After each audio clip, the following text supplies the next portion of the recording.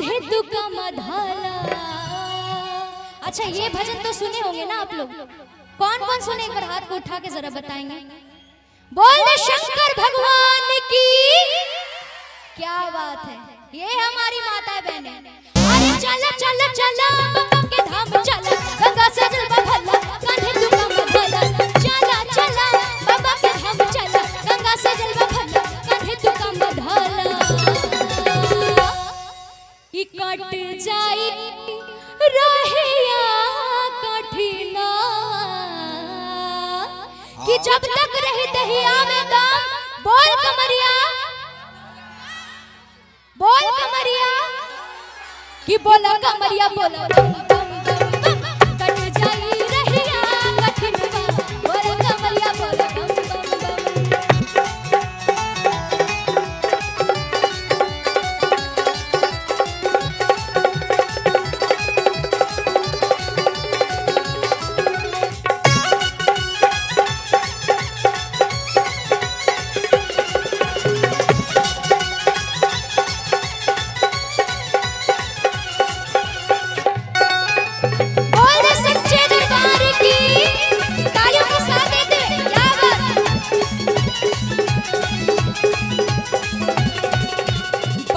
जगह बेजी के करला दर्शनवा। पंडा जी से करवाला तू कांवर के पूजनवा। बाबा जगह बेजी के करला दर्शनवा, पंडा जी से करवाला तू कांवर के पूजनवा। बोला बोल बम के तू नारा, होई है बाबा एक सहारा। बोला बोल बम के तू नारा, होई है बाबा एक सहारा।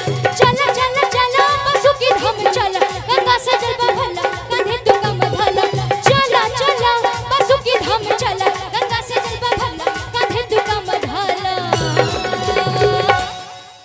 और कट जाई रहिया कठिना,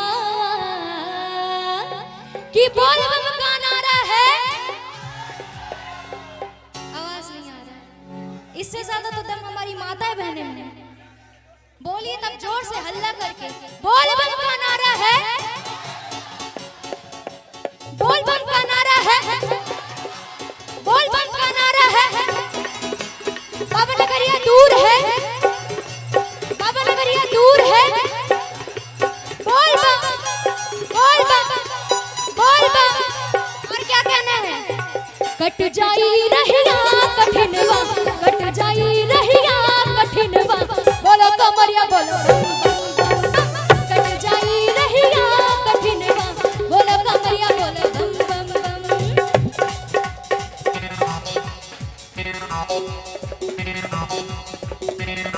तालियों के साथ बोल बम, जय हो। आप लोग भी तालियों के साथ